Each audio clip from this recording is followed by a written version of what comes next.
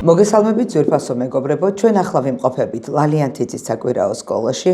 ეს არის პოდკასტი ლალისთან ყავაზე და დღეს ძალიან უჩვეულო სტუმარი მყავს და ძალიან საინტერესო. მართალი გითხრათ, ამ ეთერისთვის მე და ბატონი გენო ძალიან დიდხანს ვემზადებოდით. და თქვენ ნახავთ თუ რატო დაგვრჩენდა ასე დიდხანს მომზადება ამ ეთერისთვის, მგონია რომ ყველა მშობელს დააინტერესებს. მოკლედ ჩემი სტუმარი არის გენო აბულაძე, რომელიც არის ბათუმის სახელმწიფო უნივერსიტეტის შესყიდვების უფროსი, მაგრამ მის სამუშაოს და სამსახურს მართალი გითხრათ არანაირი კავშირი არ აქვს იმასთან, რაც ჩვენ ახლა დღეს უნდა წარმოგიდგინოთ. გენო პირველ რიგში არის მშობელი, ის არის მამა და მას აქვს ძალიან საინტერესო თეორია აღზრდის შესახებ. უпростоრად მოდი ასე ვიტყოდი. გენომ გააკეთა უკვე არსებული აღზრდის შესახებ არსებული თეორიების ძალიან საინტერესო სინთეზი. რაღაც მცირე და ესეთი პატარა წვლილი მეც მიმიწვის ამ საქმეში, იდეების მიწოდების საქმეში. და მართალი გითხრათ, როცა უნივერსიტეტში ვხდებოდა, სულ მეკითხებოდა, რომელიმე ავტორის შესახებ, ხან რუსოს ემილიზე გქონდა საუბარი, ხან დიუიზე ვისაუბრეთ, სხვადასხვა ავტორებით ინტერესდებოდა და მე ვინაიდან ჩემი სფერო არის, ძალიან დიდი ხალისით პასუხობდი ხოლმე ამ კითხვებზე. ხან ვერ პასუხობდი udroობის გამო და ბოლოს მოკლედ გაიხსნა კვანძი და აღმოჩნდა, რომ გენოს ეს ყველაფერი ჭირდებოდა საკუთარი შვილის აღსაზრდელად და მან ყველა ნაბიჯი, რომელიც მისი შვილის აღზრდის პროცესს მოიცავდა, აბსოლუტურად ყველა ნაბიჯი დააფუძნა ამა თუ იმ მეცნიერულ თეორიაზე. და მიიღო კიდეც შესაბამისი შედეგები. და მე მინდა, რომ წარმოგიდგინოთ ეს ადამიანი, ვისაუბრო ამ ადამიანთან, იმიტომ რომ აი ასე ემპირიულად და ხელშესახებად ისეთი ადამიანი, რომელმაც აი თვითონ საკუთარ კანზე გამოცადა ამ თეორიების შედეგები, იშვიათად შეიძლება რომ ყავდეს ჩვენს სოციუმში განსაკუთრებით და მინდა რომ მოკლედ ამ ადამიანთან ვისაუბრო. ეჭვი მაქვს, რომ კითხვები გაჩნდება და თქვენ შეგიძლიათ ეს კითხვები დასვათ კომენტარებში, მე და გენო აუცილებლად გიპასუხებთ. ცოტა დიდი შესავალი გამომივიდა, მაგრამ სხვანაირად შეუძლებელი იყო, იმიტომ რომ რაც თქვენ გააკეთეთ თქვენი შვილისთვის და ზოგადად აი რაღაცა ის მეცნიერული აზარტისთვის და იმ დამოკიდებულებისთვის ეს კიდე მცირე დრო იყო. გენო, რას გვეტყვი, რა იყო შენი მთავარი გამოწვევა, რატო გაგიჩნდა ის იდეა ამ წიგნებზე ძვირფასო მაყურებლებო, ცოტა მოგვიანებით დაგელაპარაკებით, იმიტომ რომ ეს წიგნები შემთხვევით არდებს აქ. და მოდი ვთხოვ გენოს, რომ რაღაცა დონეზე მისი გამოცდილება მოყვეს. მადლობა მოწვევისთვის. მე ვფიქრობ, რომ ბევრი არაფერი არ გამიკეთებია. ერთადერთი ჩემთან თავრო ვფიქრობ, ის გავაკეთე, რომ ბავშვი ავარდე ეკრანს და გაჯეც. ეს ერთადერთი ეს თანარჩენი ჩვეულებრივი რიტმით მის ყოფიერებას. საერთოდ სანამ საუბარს დავიწყებდი ბავშვის აღზრდაზე, შესავალში მინდა ვთქვა, რომ როცა ბავშვის აღზრდაზე ვსაუბრობთ, ბავშვს არანაირი აღზრდა არ ჭირდება. აღზრდა ჭირდება ჩვენ მშობლებს. ჩვენ უნდა ვიცოდეთ, როგორ უნდა ვისაუბროთ, როგორ არ ვისაუბროთ, როგორ უნდა მოვიცეთ, როგორ არ უნდა ვიცოდეთ, როგორ შეტყობინება გავუზავნოთ, როგორ ვესაუბროთ და ასე შემდეგ. ეს ყველაფერი ჩვენ რო ვიცოდეთ, ის თავის თავს უკეთესად აღზრდის. ერთადერთი რაც მე და მეუღლე გადავწყვეტეთ, როცა შეგვეძინა შვილი, ღმერთის სახელით დაილოცოს, ოჯახში გავთიშეთ ინტერნეტ და ტელევიზია. 4 წლის რო გახდა, ამ დაბადების დღეზე პრეზენტაცია იყო მისთვის მულტფილმის ჩართვა და ეს იყო. მანამდე მისთვის ეკრანს და ტელეფონზე ზედმეტია საუბარი, დღესაც არ ქონია და არც ისურს, მაგრამ მისთვის ყველაფერს ოღონდ მას ტელეფონის და ზოგადად ეკრანის სრული არ გასჩენოდა, ყველაფერზე თანახმავ ვიყავი. აი თებერვალში, იანვარში, მარტში, აპრილში მოусურვებია გარეთ გასვლა, შიშველი არც ამაზე არ შევწინააღმდეგები ვარ. ასე მინდა, ასე გინდა შენ წამოდი. ასეთი სრული გაქვს, ასეთი და ის და საერთოდ აღზრდის ერთ-ერთი მთავარი პრობლემა არის ის, რომ მე ვფიქრობ, ბავშვს ჩვენ არ ვაძლევთ შეცდომების დაშვების საშუალებას. ანუ მარტივად რო ვთქვათ, ბავშვმა თუ შეცდომა დაუშვა, ეს არ არის პრობლემა და ტრაგედია. ჩვენ ტრაგედიად აღვიქვამთ ამას. იქ არ მივიდეს, იქ არ წაიქცეს საქალმიდანს და ბავშვი აღმოჩენებს საკეთებს, ბავშვი ჩართვებს, დაკავშირებებს, შედარებებს და მას შეუძლია ეს აღმოაჩინოს და ჩვენ ამ ყველაფერს ვუშლით და ეს არ უნდა დაუშალოთ. მან უნდა შექმნას მისი სამყარო ამოიჩინოს. ბავშვი შეიძლება უმამრავი სათამაშო ქონდეს, მაგრამ ამ დროს ბედნიერება აღმოაჩინოს დაუშვათ მარტივ ჩაიდანში. ის ისე უყუროსი კონსტრუქციაში ამოწმოს, ახადოს, დააკავშიროს. ეგ სხვათა შორის ძალიან კარგ რამეზე გააკეთეთ აქცენტი. აღმოჩნდა, რომ კვლევები ჩატარდა, ანუ წლობით ტარდებოდა ეს კვლევა, სადღაც 20 წლიანი კვლევა არის.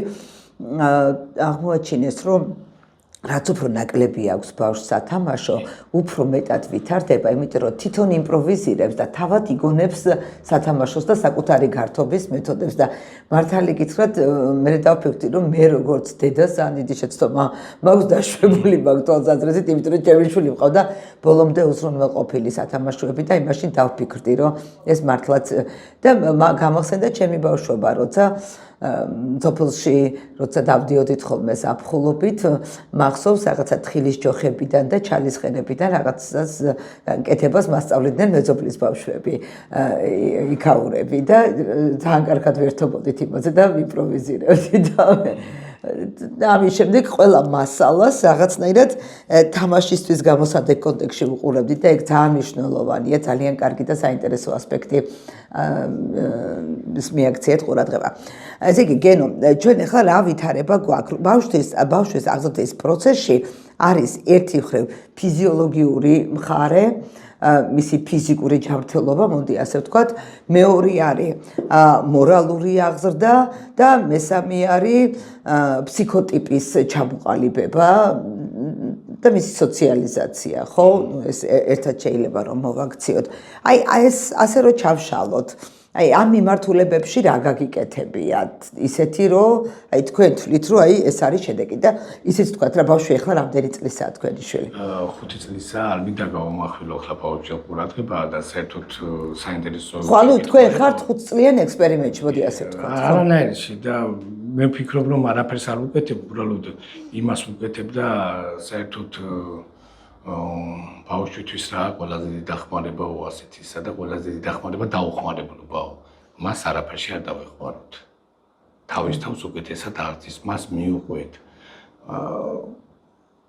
თავისი ფსიქონეიროფსიქოდინამიკა განავითაროთ. ახლა რაც შეეხება ყოველთვის ვცდილობდი საკუთარ თავთან პრობლემები გადაელახა, არ დაუხმარებოდი. იგივე ყოფილაც ის შემთხვევა, რომ ქუჩაში ვიყავით და წაიქცა მაგალითად, ხო, ნუ იქ სულცილობდი, რომ ეს საკუთარ თავთან ბრძოლა გადაელახა, მაგრამ ამას როცა დაასრულებდა, იმის მერე ჩახუტება, მოფერება და სიტყვა და სიყვარულის გაზიარება. ეხლა მორალურად უნდა გრძნობდეს ბავშვი, რომ მასთან ერთად იყო, სიყვარული უნდა გაუზიარო, არაფერი არ დაუშალო, ის ას მოთხოვნები წარმოშო, ბავშვი შეიძლება რაღაცა და ჩვენ ერთხელ მახსენდება სტუმრად ვიყავი და ბავშვმა დივანზე ავიდა, მაგარ ახვიდე ჩამოვდი. სადღაც გადავიდა, ფარდა ჩამოვარდება, მაგაში ეშვი, იქ არ მიხვიდე, აქ არ წახვიდე, აქ არ დაწვიდე და აღწევები და ბავშვმა დაჭდა და ტელეფონი აიღო და აი ამის მეტი არაფერი არ აინტერესებს. ბოლოს მივიდა იქამდე. ანუ ყველაფერს უგრძალავთ. ბავშვი იქ ხედავს ბედნიერებას, სადაც საკუთარი თავი წარმოუდგენია, ეს არის უმთავრესი. ის ადგილი უნდა გადა ბავშვს ახალი რაღაცები წარმოიშვა. მაგალითად, რო ვთქვათ, ყოფილა შემთხვევები დიდი ხნით აბაზანაში წყალთან უთამაშია, ხო? ასე რომ ვთქვათ, შეგვიძლია გადავუკეთოთ ამ დროს წყალი. მოვაშოროთ ამ გარემოს, მაგრამ ის სივრცითი აღქმა, ნივთების სორტირება, ის გადაასხამს, ერთმანეთთან კავშირებს, ახალ გარემოებს, მასალების სტრუქტურას სწავლობს. მასალების სტრუქტურა ყველაფერს სწავლის შუა ოკეანეში მოგზაურობს, სხვადასხვა ჭავლის წამოსვლის სიმძლავრეს გრძნობს. ის აკავშირებს, გადაასხა, ერთმანეთთან დააკავშირა, შუა ოკეანეში მოგზაურობს, მეგობრები გადაყავს, ერთმანეთი ეხმარება დაუშვათ და ამ დროს გადაუკეთავთ წყალს. აი წარმოვიდგინეთ უფროსებმა, რომელიც ამ დროს რაღაც საინტერესო ფილმს უყურებთ და შუქი ჩაქრაანი ინტერნეტიდან დავიზრაფეთ, ხო? და ამ დროს ბაუში აუკეთეთ ეს ყველაფერი, წავართვით, როგორც პროტესტიც აღარ აქვს, იმან ხო არის ის, მაგრამ ჩვენ წავართვით ეს შეჩერდა მისი ნეიროფსიქოდინამიკა. აი ეს მომავალში ეს წყალსამოწურავს მელექვილი დაიწყება, მერე ტალახთან ურთიერთობა, მერე და ასე ნელ-ნელა ახალი მოქმედებები იწყება ყოველთვის ბაუში. ეს გავამდიდროთ, მივცეთ, შეუქმნათ პირობა და მივაწოდოთ. შეიძლება ვწდები, მაგრამ სწორად ასე. არა, ძალიან სწორად საუბრობ და იცით რა არის? ერთი არის, როცა მაგალითად მე მინახავს ადამიანები, რომლებიც თეორიულად ძალიან კარგად იციან ჟან-ჟაკ რუსოს ემილიც წაუკითხავს, პლატონის სახელმწიფოც წაუკითხავს, ჯონ ლოკიც იცის, მაგრამ რა ვიცი, თანამედროვე ავტორებიც იციან, მაგრამ ერთი არის, როდესაც რაღაცა თეორიულად და თეორიული მასალა გაქვს, თეორიული ბაზა გაქვს, მაგრამ მეორე არის, როდესაც ამას პრაქტიკულად ახორციელებ, ხო?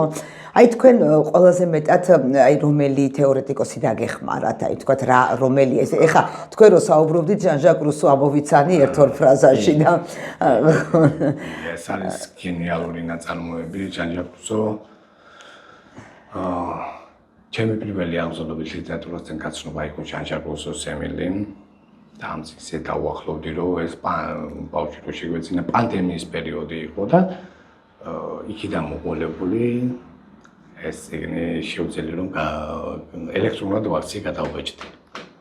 დღე იყო ერთი გვერდი, ორი გვერდი, სამი გვერდი, მაგრამ ეს ღრმისეულად შევისწავლე და ჟან-ჟაკ რუსო რა ვიცი, ყველას უნდა რომ შვილი კარგად აღზარდოს, მაგრამ ვისაც უნდა ეს წიგნი უნდა გაეცნოს. ვიღაცამ შეიძლება იფიქროს რომ დღეს ჟან-ჟაკ რუსოს ეს, მაგრამ იმ დონეზე დამაინტერესა მე და კიდევ ერთხელ აღნიშნავ ეს, როცა სახლში ჩვენ ინტერნეტ ტელევიზია არ ქონდა, იმდენი თავისუფალი დრო იყო ისეთი, რომ აი ამას ბეჭდავდი და ჟან-ჟაკ რუსოს ემილი აღდის შესახებ 5 ნაწილისგან შეხდება აღნიშნული წიგნი, ელექტრონულად აქცია გადავაბეჭდე, დავაკაბადონე. ასევე აღნიშნულ წიგნში 7000 ცვლილება შევიტანეთ. ანუ ვერბალური ცვლილებები შეიტანეთ. არა, ვერბალური არა, ასე რომ ვთქვათ, აქ ცვლილებებზეა საუბარი, რომელიც აქ შესწორება არ მინდა ვიგულისხმო და არ ვაკადრო ამ წიგნთან მიმართებაში.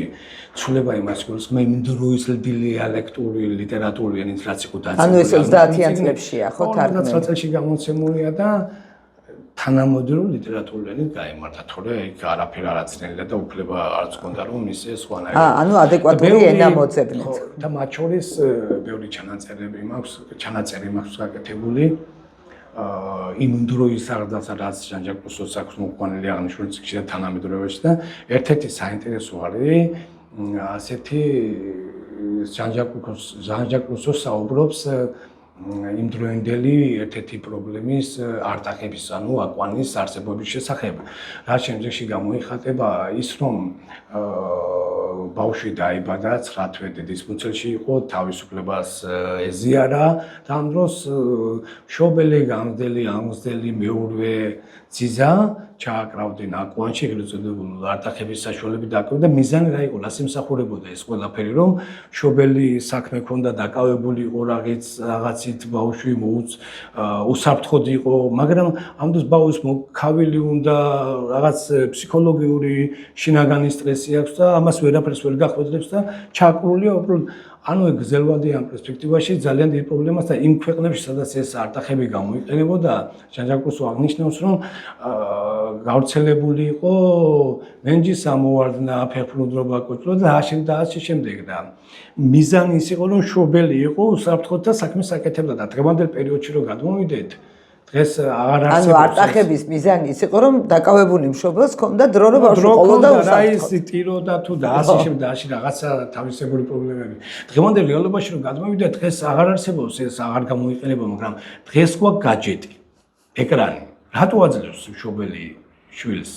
იმიტომ რომ მოუცლელია სამსახურის საქმე, სახლის საქმე გააკეთოს და აი ასეთი შედარებები მას ძალიან საინტერესოა არტახებიდან გაჯეტებამდე. ეს შენ გეკუთვნის ეს ფრაზა.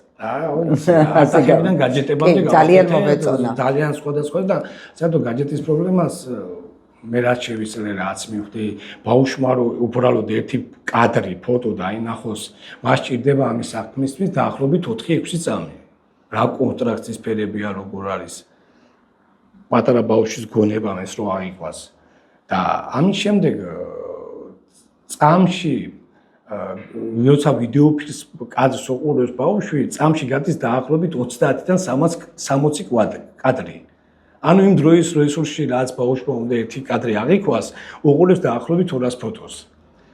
და ანუ ფიზიოლოგიურადაც რთული არის აღქმისთვის.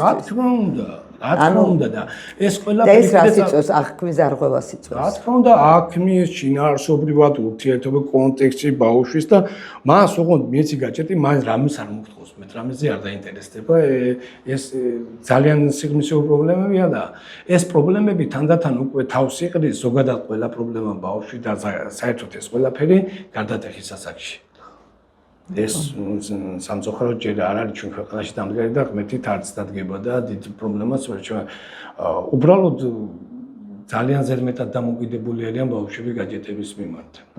საერთოდ ერთ კონტექსტსაც გავიხსენებ, რადგან ჯანჯაკურზე საუბრობდით, აღდის სამისეული მეთოდს გამოყენს არის ადამიანისეული, საგნისეული და შემდეგ ბუნებისეული. ბუნება როგორც მარტო წვნა რას უშველის თუ ბუნება მარუშული, ანუ რაც დაანათლა ბუნება მან ის არის ბავშვი რომელიც საგნების ან აღდის მეორე მეთოდი რაც საგნების განსაზღვრავს და მესამე არის ჩვენზე მშობლებზე, ჩვენზე დამოკიდებული ჩვენ რას მივცეთ. ანუ ერთი მესამედია ჩვენზე და ეს ის თუ სწორად არ გავაკეთეთ ჯონ დიუის აქვს ასეთი რომ არის ერთი ყველაზე დიდი სივრცე, სადაც ყველანი ჩვენ ჩამოვყალიბდით როგორც ადამიანები და ყველანი ჩვენ თამაშობს და ეს სამყარო და ეს სივრცე არის სამყარო. ანუ ბუნება, უშუალოდ ბუნებასთან კავშირი არის ყველაზე კაი საშუალება ბავშვის წარსულს. რუსოც ამას წერს, რომ სოფელი არისო ძალიან კარგია. სოფელში დაგყავდა ხოლმე? კი, აუცილებლად ძირითადად საფხული, ბეშუმი, ყველაფერი ну თავისუფლების მომხრეა, ზუსტად თავისუფლებას სოფელს აღიარებს. ხაზგასმის აღნიშნავს და შედარებები აქვს გაკვეთებული ქალაქში და სოფელში გაძლება აღზრდილ ბავშვებს შორის და სოფელში წაიქცეს სამწუხაროდ ესეც გაჯეტმა წაკს. რასაც რუსო აღნიშნავს და საერთოდ სოფლის წარმატება რა იყო ბავშვის თამაში ბუნებაში, გარემოში, ხობეზე გადაძრომა, ხეზიათრობა, ფივის ვინზე ასვლა, დაასინ, დინარეში ბანაობა. ანუ მოტორული, სენსორული, შინაგანი ყველანაირი განვითარება. იქ რაღაცა ხიჭვი შეერჭებოდა ეს ხიჭვი უნდა გამოეღო. თავისთავად ბრძოლა, მრავალშვილიანობა და ასე შემდეგ დააშინო და ამას რუსულ შედარებას აკეთებს და აღნიშნავს და ისი თქმა უნდა ეს წაიქცა. გაჯეტმა წაიქცია სოფელში სამწუხაროდ ეს ტრაგედია. ხო ჩვენ ახლა ერთი შეხედვით უფრო დასრულები რო ვუყურებთ რა ისეთი პროზაულის ამბები რასაც ჩვეულებრივ რაღაცად გვაქვს ჩვენ თვითონ შეთვისებული შეიძლება ბავშვისთვის აღმოჩნდეს ძალიან რთული აი საკვირაო სკოლაში ხომ აქვს სხვადასხვა აქტივობები და რაღაც ერთი აქტივობა იყო ნემსში უნდა გაეყარათ ზაფი ნუ თქვენ უნდა გენახათ რამხელა გამოწვევა იყო ეს ასე პირდაპირ ბიჭო მე ვთხარი აი ეს ცოტა თავი გაუსწორე კარგად გაუქაჩე და ისე გავამეთქი და რომ დაისელა თითი და ეს რომ გაატარა და რომ გავიდა ნემსში ეს მისთვის იყო აღმოჩენა და ორჯერ მითხრა მადლობა მას ეს რა კარგი მეთოდი მასწავლინა ეს ისეთი რაღაცები არის მარტივი რაღაცები თითქოს რომელიც წრილ და მსხვილ მოტორიკაზე გადის რომელიც შეიძლება უბრალოდ მშობელს გამოეპაროს და არც კონდეს ამაზე აქცენტი გაკეთებული უნებლიეთ ხო შეიძლება რომ ამ ყველაფერმა განსაზღვროს ფაქტობრივად ბავშვის განვითარება. აი ესეთი მარტივი რაღაცები როგორიც არის თერმოსის თავის მოხსნა, ან ბოთლის ხრახნის გახსნა, იქ ნაგვის აღება და იმისი დამაგრება. თავად უნდა გააკეთოს. ერთადერთი მეთოდი რაც არის აღზრდის ბავშვი თვითონ უნდა განსაზღვრავდეს თავის განვითარებასაც და თვითონ უნდა მუშაობდეს თავის მოტორიკის განვითარებაზე. სხვათაშორის ჩაგიკითხებით ეხლა და გურთონს აქვს საინტერესო წიგნი, როგორ გავთით კარგი მშობელი კიდე არის უფრო საინტერესო და აქ არის ერთი ასეთი მაგალითი მოყოლე ბაუშვი რო ზღვისპირას სილაში რაღაცას ხატავდეს და შენ იცი რომ ზღვის ტალღა ამოვარდება და მას წააშლის ხო? არ უნდა უთხრა, თვითონ უნდა მიდის, თვითონ. გენო არის ერთი ძალიან მნიშვნელოვანი მომენტი, რომელსაც მეც წავწყდომი ვარ ჩემს პრაქტიკაში და მართალი გითხრა, აი მასწავლებლის ძირითადი ისე მგონია პრინციპი, რაც მასწავლებელმა უნდა დაიცვას და იმავდროულად მშობელმა. ეს არის ბავშვების ერთმანეთთან შედარება, ან დედმამიშვილთან შედარება, ან რომელიმე მეგობართან შედარება. რა სიტყოდი ამაზე და ამ პრობლემას როგორ უვლი? კატასტროფა. ხშირად ქუჩაში არის და მინდა უთხრა, მაგრამ ვეღარ ვედა, აზრი არა აქვს ინვესტორის გვარო ერთმანეთს რო ადარებენ და მე გარდა იმისა, რომ თავის ბავშვს წრესავს ეს და თავის ბავშვს ანადგურებს, მშობლებს ვეკითხები, მე რა მოხდა რომ შევადარე რა? რა მოხდა და შენ რო ვიღაცამ გითხრა შენმა თანაკლასელმა მეგობარმა ასე წარმატებას მიაღწია შენ არაფერს როგორ ფიქრობ? აი აქ უკვე უმრავლდება. ისეა ბავშვის და ჟაჟაკრუსო აღნიშნავს რომ ბავშვი არასოდეს სხვა შეადარეს საკუთარ თავს. გააჯიბრეს საკუთარ თავთან. საკუთარ თავს მხოლოდ. შარშან ამდენი შეგეძლო გაგიკეთებინა. შარშან ამდენი იწონდი. შარშან ასე იყავი. შარშან წინა დროებაში ასეთი იყავი და უკეთესი ხარ პროგრესულად. და მე რას ვამბობ, იცი ბოდიში და ვასრულებ როცა მის შვილს ხო ანადგურებს რა შეადარებს.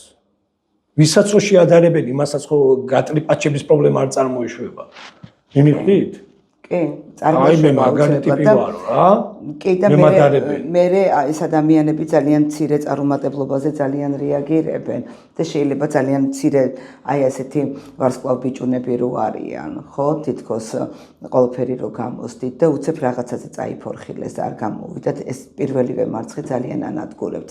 ანუ იმას თითქოს ერთი შეხედვით წარმატებულ ადამიანებს და იცით რა, როგორ შეიძლება, თქვა მაგაზე ბევრი მიფიქრია. ზოგჯერ არის რომ აი შენც წაგწდება რა ადამიანს ორი შვილი ყავს, სამი შვილი ყავს, ოთხი შვილი ყავს და ვაიმე ის ასეთი იყო შენ სასახში, შეუნებლიეთ ადამიანები ვარ და შეიძლება რომ შეადარო. უბრალოდ მშობელს უნდა ქონდეს გაცნობიერებული რომ კი შენი შვილია, კი ვთქვათ იმისი უფროსი ძმის ძმარი თუ დის ძმარი თუ რაც არის, მაგრამ ეს არის უნიკალური, ეს თვითონ არის ის რაც არის და ის თვითაც უნიკალურია, ის მისი ძლიერი მხარეები უნდა წამოუწიოთ წინა პლანზე ყოველგვარი შედარების გარეშე. და მე როგორ ვახერხებ იცი ამას, აი, როდესაც ბავშვი კითხულობს, ინდივიდუალურ ტექსტებს ვუმზადებ და უდევს ქვიშის საათი. და როცა კითხულობს ტექსტს, ანუ ვარჯიშია რა, ავტოტრენინგის ფორმა არის ეგეთი და სიტყვების შინაარსებს რო ჩაივლის, კარგად სწრაფად რო ჩაივლის, ინიშნავს რამდენი სიტყვა წაიკითხავ, თქვათ იმ ქვიშის საათის ჩაცლის მომენტში. და მერე მეორე თუ მესამე დღეს იგივე ქვიშის საათის ჩაცლის მომენტში რომ უფრო მეტი სიტყვა წაიკითხა, უკვე საკუთარი თავისადმი რწმენა უჩნდება. ეხლა ეს არის ძალიან მარტივი მაგალითი და შეგიძლიათ რომ ეს მოდელად ავიღოთ, ხო? და ასე მოიქცეს აბსოლუტურად ყველა საკითხთან მიმართებაში. ანუ გააჯიბრე საკუთარ თავს და ის როცა დაინახავს პროგრესს, იმას ეკნება, როგორი ის ეკნება, იცით, განწყობა მქონია მისი არაერთი შემთხვევა რაღაცა აი ესე მოდიან მერე რა. საკუთარ თავზე გამარჯვებლები ალექსანდრე მაკედონელის პოსით მოდიან და ძალიან საინტერესოა ასე დროს მათთან ურთიერთობა. თვითონ უნდა იპოვოს ბედნიერება, თვითონ უნდა დაფიქრდეს, თვითონ უნდა დაუშვას შეცდომა და თვითონ აღმოაჩინოს. დიახ, და ახალი რაღაცები რომ წარმოიშვება, ეს არ უნდა აუგზავნოთ. გავა პერიოდი მას ახალი რაღაც წარმოიქმნება. ნუ ამას ჩვენ ვართმევთ ბავშვებს სამწუხაროდ. ამ ყველაფრისგან ვაცილებთ, რა უნდა არ გაწივდეს, არ დაეწეს, არ მოიწვას. აი, მახსენდება ერთი სოფელში ავიყვანი და ფეჩთან არ უშვებდნენ რა, ბარიკადები შექმნეს. გადაღობეს რას აკეთებთ? არ მიუშვით. ის ერთხელ ის იგრძნობს აღარ ის სულ ინტერესი ექნება იმის იქ რა ხდება სულ ყოველთვის ექნება მე ახლა თქვენთვის ბავშვი და საერთოდ ზოგადად ბავშვს რასაც დაუშლით ეს აუცილებლად იმას წავა და სხვაგან გააკეთებს როგორ გააკეთებს ეს არის საინტერესო, როგორ აუხსნია. და მე წამოიზრდება ბავშვი, შეკითხვები უჩნდება. ამ შეკითხვის პასუხები ჭირდება ლოგიკური. საღამოს გვაქვს მაგალითად შეკითხვების საათი. წლის წინ და აუცილებლად ანალიტიკური აზროვნება ვითარდება ამით. ყველაფერზე კითხვა. 1000 ჯერ რომ ბავშვმა შეგვეკითხოს რაღაც და 1001 ჯერ რაღაც უარყოფითად პოზა წყალშია ჩაკლილი ყველაფერი ჩავთვალოთ. ყოველთვის დინჯად, მიზანმიმართულად და წყნარად უნდა აუხსნათ ის ყველაფერი, რაც ბავშვს აინტერესებს. დასვა ჩვენ არ უნდა წარმოვიდგინოთ, რომ ეს ხომ გითხარი, ეს ხომ ასე კიდევ გავუმარტოთ. ისწავლოს ამ პროცესში ამ ყველაფერს და აღიქვამს. ეხლა რა მაინტერესებს, თუ გქონიათ ეს გამოცდილებაში, რომ აი როდესაც თქვენ ცდილობთ, რომ უთმევათ მის პრივატულ სივრცეს, თქვათ პატივისცეთ, რომ აქ ზედმეტად არ შეიჭრეთ, თქვენ ბოლომდე მიყვებით თქვენ შულს, მისი მხრიდან თუ არის იგივე რა თქმა უნდა. ანუ ეს არის თქვენი პირადი მაგალითი, მისი თუ როგორ უნდა გცეს მან პატივი, როგორც მშობელს ამ შემთხვევაში როგორც მე როგორც ხედავ თქვენ მასთან მუშაობთ არა როგორც მშობელი, არამედ როგორც ადამიანი. და გვერდით ყავთ სრულყოფილი, სრულფასოვანი ადამიანი, რომელიც უბრალოდ ზობაში არის პატარა. როგორც გინდა დავუშვათ. არის ზოგადოება როგორ აღიქვამს ამას და როგორ მიიღებს ზოგადად იმ ყველაფერს, მაგრამ არის ბევრი რაღაცა შეიძლება დაგვარად შევეცადე რომ გავუცნობოდი ამას და საერთოდ არის ყველაზე ერთ-ერთი ქვაკუთხედი ზუსტად ვაქამდე ამ კითხვასთან ახლოს არის რომ ბავშვისთვის განსაზღვროთ ურთიერთობები და ჩარჩოები რომ ამობენ. ჩარჩოები ჩვენ გვჭირდება მასაც აღნიშნავ ბავშვს თვითონ ის თავისთავად სწავლობს მშობელთან ურთიერთობას. ქცევითი დასავლა. ჩვენი ყველაზე დიდი პრობლემა არის რომ ბავშვი არ უაძლევს კიდევ ერთხელ მეურვდები შეცდომების დაშვების საშუალებას ქცევით ჩვენ მიუცეთ ქცევით და მაგალითი ხო ქუჩაში რომ მივდივართ და რაღაც გავარჩიეთ ხო რაღაცა ნარჩენი გვაქვს ხო ბავშვმა დაინახოს რომ მივდივართ და მის დასანახად ჩავაგდოთ ურნაში და არა მას მორალი წავყვითოთ რომ არ შეიძლება ეს არ შეიძლება არავის არ მოწონს ვისწავლება მათ შორის ბავშვებს არავის არ უნდა ერთ-ერთი უმთავრეს ყველაზე დიდი შეცდომა ის არის რომ ბავშვს ჩვენ მის პატივმოყვარეობას, პატივსაცემს და მის იმპულსებს წინ ვასწრებთ. სანამ ის გამოხატულებას, რაღაცის გადაწყვეტილებას იპოვის ბავშვი, ხო ჩვენ ვუსწრებთ. წინ ეს არ ქნა, იქ არ მიხვიდე, აქ არ წახვიდე, ეს მოიწვავ, წაიქცევი და ასე შემდეგ, ხო? ამიტომ ან ბავშვი მშობელი ბავშვს რაღაცას ასწრებს და თხილად იყავი არ წაიქცე. ხო გააფრთხილა და ზაფრა და ასე შემდეგ და ნუ იქ შეტყობინები და ასე შემდეგ. ერთ-ერთი ასევე არის ძალიან დიდი ნიშანი, ძალიან კაი საკითხი შეეხე ვორდინგის, ანუ როგორ უნდა ელაპარაკოს შვილს, ხო? ხო, რაღაცა საინტერესოს ამბობდით გაგაწყვეტინეთ. და ერთ-ერთი ყველაზე მნიშვნელოვანი, საერთოდ აღზის ქვაკუთხედი, რაც მე მიმაჩნია არის ის, რომ ბავშვისთვის უნდა იყოს განსაზღვრული ჩვენ მიერ წარმოთქმული სიტყვა კი და არა. ჩვენ თუ ვეტყვით რაღაცაზე არას არა თუ ვთხარით ის კი არ უნდა გახდეს ეს თუ ეს არა კი გახდა ჩვენ ვასრულებთ აღზრდას გადავდებოთ გაზრდაზე და მერე ბავშვი იწყებს უკვე ვაჭრობას ამეთი ის ხვდება რომ შეიძლება რომ რაღაცით გული მოულბო მშობელს კიც არა კი არ უნდა გახდეს რომ მან იცოდეს პატივმოყვარეობა და კიც არა რომ დობა ქონდეს ჩვენი სიტყვისა ეს თვითონაც ისწავლის სიტყვის პატივისცემას. რა თქმა უნდა, ჩვენ რო ვეტყვით და ჩვენი სიტყვა თუ გაუფასურდა მის მიმართ, ჩვენ არაფერი აღარ წარმოადგენთ მისთვის. ეს არის ყველაზე მნიშვნელოვანი და სხვათა შორის ჯანჯაკოს აღნიშნავს რომ რო ვეტყვით, არას ეს უნდა იყოს კედელი, კლდე, 1000 რო დაეჯახოს ეს ვერ გაიტანოს ბავშვი. ძალიან მნიშვნელოვანი. ეს არის უმთავრესი მე რაც დავინახე. და ბევრი სხვა საკითხები არის. და როცა ეს არ არის, მაშინ ხდება, ამას ქვია შერეული აღზრდის სტილი, ანუ მაშინ იწყება უკვე რთული ქცევები, ბავშვს ეწყება ძალიან ბევრი პრობლემა, ფსიქოლოგიური პრობლემა, სიტყვის ნდობის პრობლემა, ყოველთვის გონია, რომ რასაც ეუბნებიან ერთია და მოქმედება სხვა არის და თვითონ თავადაც უკვე აღარცებს სიტყვას პატივს და ეს ძალიან მნიშვნელოვანია. ჩვენ ხო ვერბალური არსებები ვართ, არა ადამიანები, ადამიანი არის მოცემულობა ენაში. ხო? და თუ კი ეს დავარღვიეთ, მაშინ შესაბამისი იქნება შედეგებიც. მით უმეტეს ცოტაში ზოიდურ ეპოქაში ვცხოვრობ და ამისი გაუთვალისწინებლობა არ შეიძლება. რამე ხო არ არის ისეთი, რაც გინდოდა გეთქვა და მე არ მოგეცი საშუალება ან არ დამისვამს შეკითხვა იმ მიმართულებით. ხო არა რაიმე ისეთი რომ ერთ-ერთი თანამედროვეის უბრალოდ გამახსენდა და იმას ვიტყვი, რასაც ხაზრაც მინდა აღვნიშნო, ნადრევის სწავლება. ბავშვების 5 წლის ბავშვებს, სხვათა შორის ბაღის სასაკის რო გახდა იგი და ბაღში რო აპირებდით მიყვანას, ვცდილობდი ისეთი ბაღი შემერჩია, სადაც არ იქნებოდა ნადრევის სწავლება, სკოლამდელი სწავლება. აი მედია მალე მივლენ მშობლები იმ დასკვნამდე, რომ ბავშვობას არ წაართმევენ და არ მიცემენ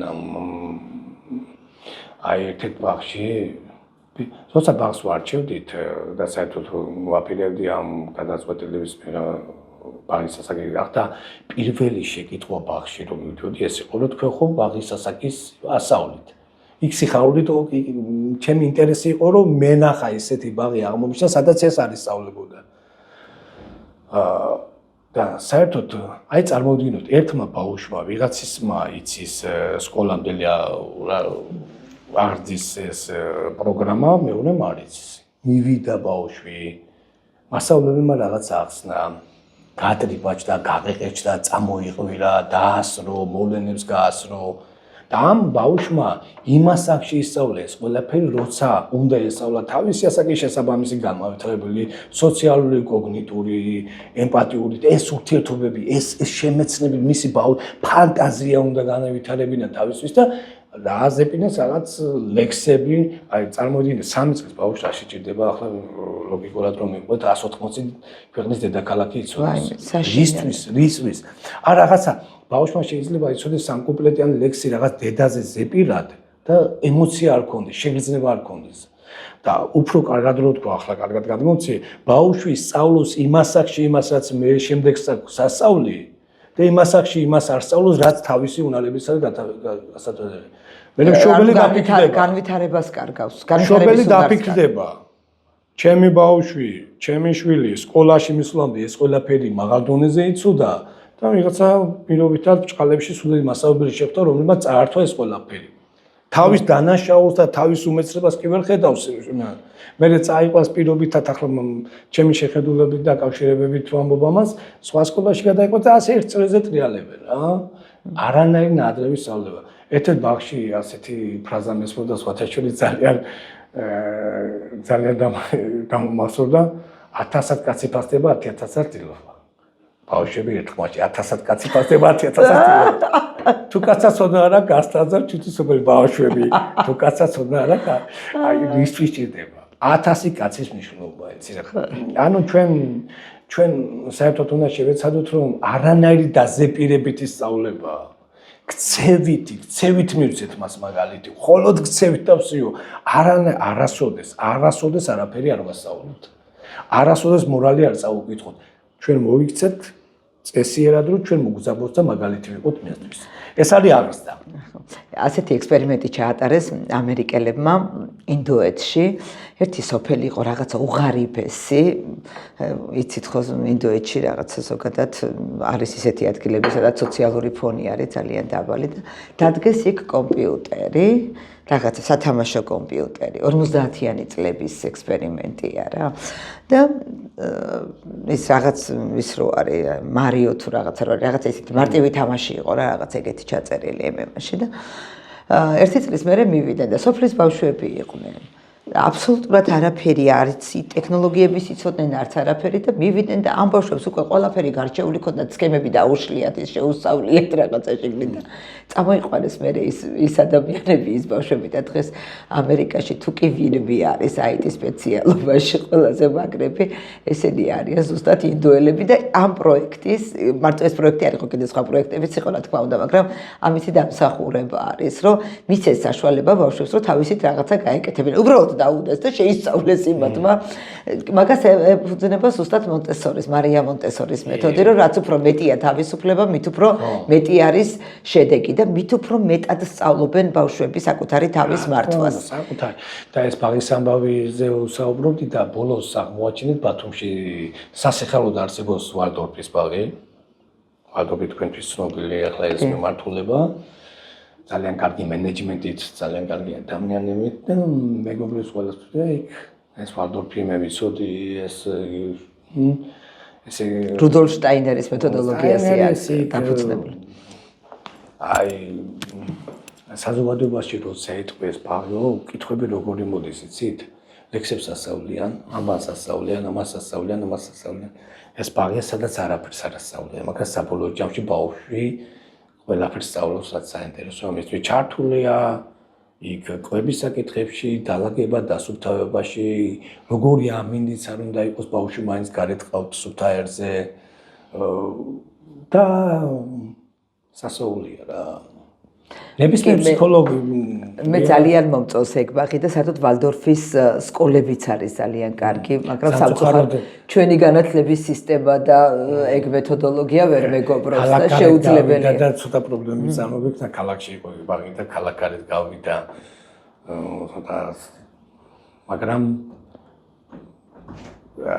ისე რაც ვამბობ, ის შობელი, რომელიც რო გადაწყვეტს, ესე იგი ვალდორფის ბაღში მიიყვანო შვილი, ხო? იმითაც მიხარია, რომ ესე იგი მას ოჯახშიც მოწესრიგებული აქვს საკითხები, იმის კოეფიციენტი იქამდე ამისული. მისული რომ ამ სკოლაში ატაროს, კი? ისე სკოლა რა ხაიყო. როგორი საინტერესო ბაღია, თავისი ძალიან კარგი აღმზრდელებით, კარგი მშობლებით, ოჯახური გარემო და ერთმანეთთან ყველგარად. იქ ანუ ბავშვს ყველაზე მეტად ასწავლიან ფანტაზიის განვითარების უნარს. კრეატივი, ყველაზე. ბავშვი არის ბედნიერი. მე სანამ აქ მივყვანდი შესწავლამდე, ჩემი ერთ-ერთი თანამშრომელს დაღავდა და ასეთი რაღაცა მითხრა, რომ სხვა ბავშვი არ მინდა სხვა დავაკნინო და არც ვიტყვი და სხვა ბავშვი დამყავდა ბავშვიო რა. ყოველი გაქათქინებული მოდიოდაო ყოველდღე ის, მაგრამ და აქედან ყოველდღეო ბავშვი მოდისო, დაატყობნა ბედნიერი მოდისო. ასევე სათამაშოს ძალიან დიდი მნიშვნელობა აქვს, მე ვფიქრობ ბავშვის განვითარებაში. ჩვენ გონია რომ ეს შეიძლება ის საერთოდ არ მოეწონოს ბავშვს. ანუ სათამაშო ისეთი უნდა იყოს, რომ ბავშვმა მართოს სათამაშო, არა სათამაშო მართოს ბავშვი. მაგალითად ბავშვმა თუ რაღაც სათამაშოს ერთი ღილად კი მოქმედებით, რაღაც მოქმედება და ის სათამაშო 5 წუთი, 10 წუთი ნახევარი რაღაც ხმებს გამოჭებს, რაღაცაზე ორიენტირებას აკეთებს, ანუ ბავშვი უმოქმედოდ არის. ესე კი არ უნდა თვითონ უნდა მართოს, თვითონ უნდა იყოს დამოკიდებული, თვითონ ძიებაში უნდა იყოს და სხვათა შორის დღევანდელი სათამაშოების სამწუხაროდ უმეტესობა ესეთია. ჩვენ ოჯახში ან საჩუქრა თუ ეგრე ერთი გაცნობისთვის და ეგეთი სათამაშო მოქმედებიდან ამოდის. ხო, თავისთავად ეგრევე ერთ გაცნობას გაესწრება და ამოდის. ბავშვმა უნდა მართოს ეს სათამაშო. რაღაცა ძალიან საინტერესო გამოვიდა მე მგონი. მე მგონია რომ მშობლები რაღაც პატარ-პატარა ისეთ კითხვებზე იპოვიდნენ პასუხებს. რა სიტყვით? 2 წელია გეგმობთ ამ ხო? რა ვიცი, სულ ვერ იდებოდი მე არ მიყვარს საზოგადოებრივ ასე წარმოჩენა და ყოველთვის, მაგრამ არ შეიძლება შენი გამოცდილება დაიკარგოს. თან რა არის იცით, აი ეს მომწონს თქვენში ეს ცოცხალი ემოცია, ანუ თქვენ რო ამას აკეთებთ, როგორი შემოქმედი ხართ ამ დროს და როგორ შემოქმედებითად უდგებით ამ პროცესს და როგორი ისა გაქვთ სინთეზი გაქვთ გაკეთებული ამ თეორიების. ეს არის ძალიან საინტერესო და მგონია რომ მშობლები თვითონაც დაიწყებენ ამ ძიების პროცესს. კი ძალიან დაკავებულები არიან, მაგრამ თვითონ მას მოусმინოთ, თვითონ მას მიყვეთ და ეს კი განა. სხვათა შორის ასე საინტერესოა. იგივე ზღაპრები, ხო? ზღაპრები რა ბავშვს წარმოიქმნება რაღაც წარმოსახვით ზღაპრები არის ამ. ასე საინტერესო ზღაპარია ბრიტანული ნაფნაფი, ნიფნიფი და ნუფნუფი. ყველამ ვიცი. უყვები ამ ზღაპარს. ხო, აი ხო არის წარმოჩენილი რომ ნაფნაფი ძლიერი იყო, კარგი სახლი აშენა, ნიფნიფი, ნუფნუფი თავის სახლები მგელმა დაანგრია. მგელმა რატო დაანგრია? არ შეიძლება ვწდებოდი, მაგრამ ძლიერ ფსიქოლოგებთანაც გავიარე ეს ყველაფერი და ვეკითხებოდი და ბავშვი ვეუბნები, რომ იმიტომ დაანგრიეს, იმ დონეზე მქონდა ეს პრობლემა უცებარად და ბავშვობაში თურმე ისინი ტელეფონს იყარავდნენ და უყურებდნენ. და ძალა აღარ ქონდათ მეთქი რა. ტელეფონმა გამოაწალა ძალა. და ეს ხო და საინტერესო კითხვა დასვა მაშინვე ისე სხვათა შორის რომ გაიზარდენო გაიზარდნენ მერე შუბლემა ხო და ნაფრაფი რომელმაც გადააჩინა იქ ქვავს რო ჩადგამს რო ჩამოარდება მგელი რო ჩააგდებენ აქ ეს ყურადღებიანი იყო ის კარგად ეცნობოდა წიგნებს კითხულობდა ამას ნორმალურ ფარგლებში მომეთქი ლოგიკურ ბმებს აკეთებდა მომენტებში მე ისეთი ქმედებები რაც მივიდა მას გააკეთებინა ხო ვიცით მაგალითად რომ ბავშვმა ორი ხელით რო იმოქმედოს წრეები გააკეთოს ორი ხელით მოქმედება სინქრონში ეს ნატიფი მოტორიკის განვითარება მეტყველებასთან და ტვინის ურთავი ნახევარსფეროულად ჩამული ასეთ ვარჯიშს ვაკეთებიებდი როგორ იყო ძლიერი აი ასეთ რა სხვადასხვა ზღაპრები ახლა რო არ გამიძელდეს საუბარი ეს გემირები გადმომყავდა და ამას ვასაუბრებდი რომ ამას აკეთებდნენ რაც მინდოდა გაეკეთებინა მე ბავშვის ხოხვა ეს ქვაკუთხედი აღრძის არასოდეს მოეფეროთ როცა მარჯვენა ხელი გადადგა მარცხენა ფეხი იქ ზიგზაგისებურად ტვინის ორთავი ნახევარსფეროად ჩართული და ეს სპორტხვა აუცილებელია აუცილებელია აი წარმოგიდგენ სახლია აშენო და მე რაც კიდე ის გააკეთო ისე და ეს იმას ნიშნავს ეს რომ გამოტოვო მე ამას ვერაფრით ვეღარ შეუსებ ბავშვს ის რასაც სპორტხვა ქვია და ეს არტახებიდან გაჭედიდან ეს სპორტხვა ის ჭოჭინას კიდე სიღრმისეულია ეს ჭოჭინას ვარიანტის ესეც განხილული მაქვს და ეს ყველაფერი მაგალითები მაქვს მოყვანილი არტახებიდან გაჭედებამდე ეს რა პრობლემებს გადის და რასთან არის დაკავშირებული და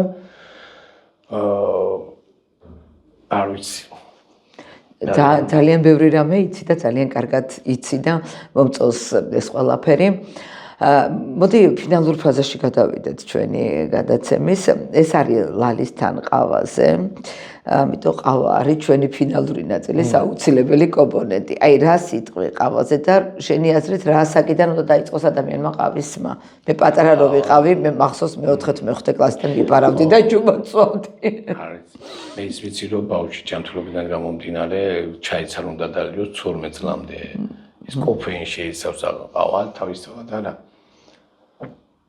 ქემრიელი ყავა კარგი გარემო გაქვთ მე ზოგადად ჩაის მოყვარული უფრო მაგრამ კარგი ყავა და სასიამოვნო და რავი ეხლა ჩვენ ვაჩვენებთ ამ იმას წიგნებს ესე იგი ძვირფასო მშობლებო ყველაზე უმთავრესი ეს წიგნი რაც მე გადავბეჭდე და როგორი ტრაგიკული ადამიანი დარჩა ესე იგი ადამიანი ჟან-ჟაკ რუსო რომელმაც დაწერა ყველაზე საინტერესო წიგნი აღზრდის შესახებ რომელსაც ფაქტობრივად დაეფუძნა თანამედროვე აღზრდის სისტემა და ბოლომდე ვერ მიყვება უნდა ვთქვათ რომ ჯერ კიდევ ვერ არის ბოლომდე რეალიზებული და თავად თავისი 5 შვილი ჩაბა აღზრდელობით და მე ვეღარი თავის გულის კიბლის ეძებდა და ვეღარ იპოვა და ეს ემილი არის მისი წარმოსახვითი პერსონაჟი წარმოსახვითი ბუნებაში შექმნა ეს როგორი ტრაგიკული ადამიანი აქვს საინტერესო მაგალითები აქვს ბევრი მოყვანილი იგივე ნაადრევ სწავლებაზე რო ამბობს ბუნება სურს რომ ბავშვი იყოს ჩვენ თუ ეს წესი დავამაყენჯეთ გვეყოლება ახალგაზრდა მეცნიერი და მოხუცი ბავშვები აქ ნათქვამია მე ყველაფერი ანუ სიარულს ისედაც ისწავლის არ უნდა იმ რასაც ისედაც ისწავლის ბავშვი იმის ისწავლება არ არის საჭირო კი წაიქცეს არასოდეს არაფერში არ ეს წერილები ეს უფრო მოზრდილი ასაკისთვის ხო შედარებით ვიდრე აქ რო გადავჩალოთ ჩემი აღნიშვნები მაგ აფერადებული მაქვს და რავი ლოგოპედია ეს არის მეტყველების